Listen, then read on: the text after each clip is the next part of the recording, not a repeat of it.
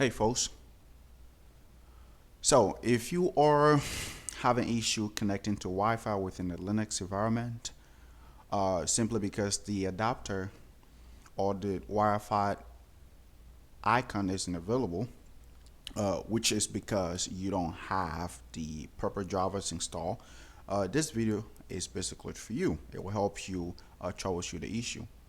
So I recently purchased Alfa Wireless Adapter, and for some reason I call into the instruction.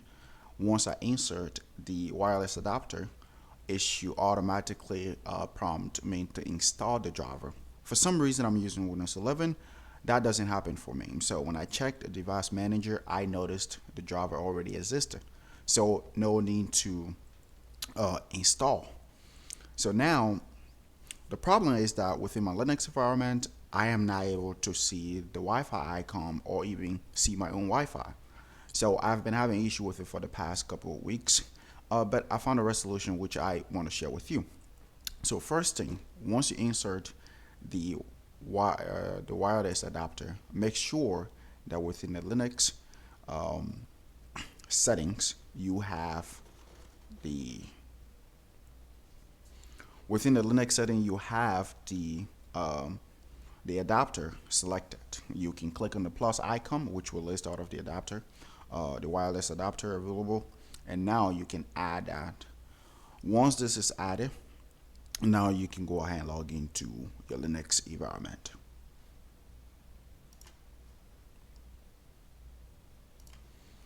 So here's the instruction that we will be following, but before that I'm going to show you something. If I click on the network icon, I notice that I'm connected via wired, and now I cannot even see the Wi-Fi is available within the close range, or I'm not able to see the Wi-Fi icon that I can connect to. So now there's a document. So if you go to this site, which I will leave in the comment section, in the video description, you will be able to see all of the drivers available. This is the wireless adapter that I currently have, that I purchased and I'm using. You will see all of the drivers available for the various operating system. Since I'm having issue with the Linux, I'm going to go ahead and navigate to the Linux support page. So now we have all of most of the Linux distribution listed here. So if you're using any of these, you can go ahead and click on that, and you will see the installation instruction for that. Particularly, I'm using Calic. So all I have to do is already scroll down, and the driver we're going to download is called the Muro, whatever you call it. And now click on that.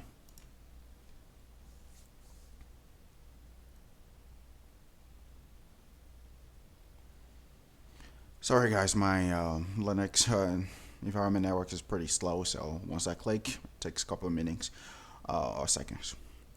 So now you have the option to download the zip file directly, or you can use the link, which we'll be using now. But first you have to scroll all the way down where you will see the installations instructions.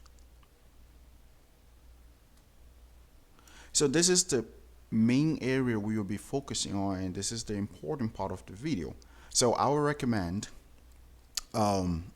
you go through all of the documents to know what exactly you need to do, but all we have to do is basically make a directory. Now navigate to the directory, download the driver, and navigate to where the driver lives, and now run the installation file, and which of course you be able to install the driver for you. So now that we know where to find the information, we will go ahead and begin the process. First, copy the command, which I will leave in the comment in the video description. And now once you create the directory, a folder rather, navigate to the folder that you created. Now what we have to do is download the drivers.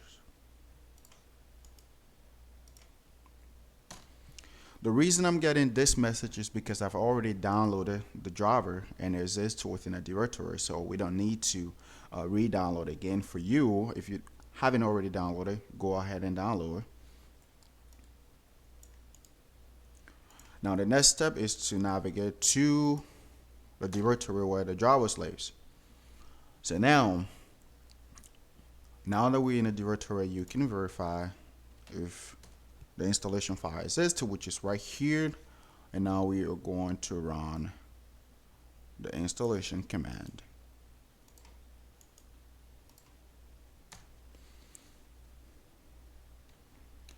Oh, sorry, my bad. It should be sudo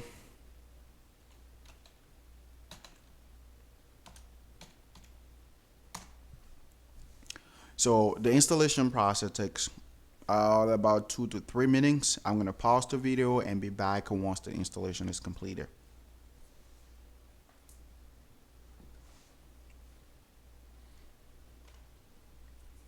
Hey folks, so we're back. While you're running the installation, you will get a prompt to edit the driver options file, or you can say no.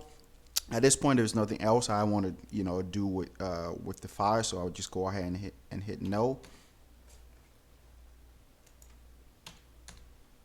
And the second prompt is basically asking you to reboot now, which I would recommend you reboot, because that way the changes made will be able to apply to the system, where you will be able to access the wireless adapter or see available Wi-Fi within a close range. And so I recommend you reboot, but if you don't have time, you can reboot whenever you're ready. So now I'm going to reboot, which will take about a couple minutes, and I will be back. Hey folks, now we're back. Now we want to verify if the driver we just installed is actually working as we expect.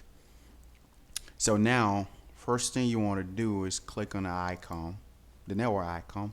Now I can see the Wi-Fi icon, and also I can see the available Wi-Fi and all of the available Wi-Fi within the close range. And now whatever testing you want to do is up to you. You can go ahead and perform your testing.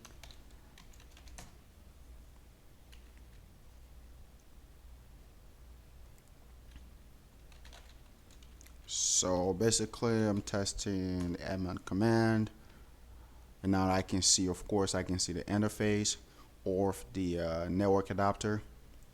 So now I'm going to try this command and see if I can capture any network package. And of course it's working as we expect.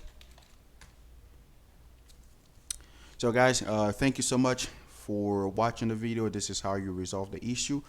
If you're having any issue installing the driver, or nothing is working for you, just leave a comment in the comment section, and I'm gonna add all of the video. I'm gonna add all of the instruction within the video description. Let me know if you have any questions. Thank you so much for your time.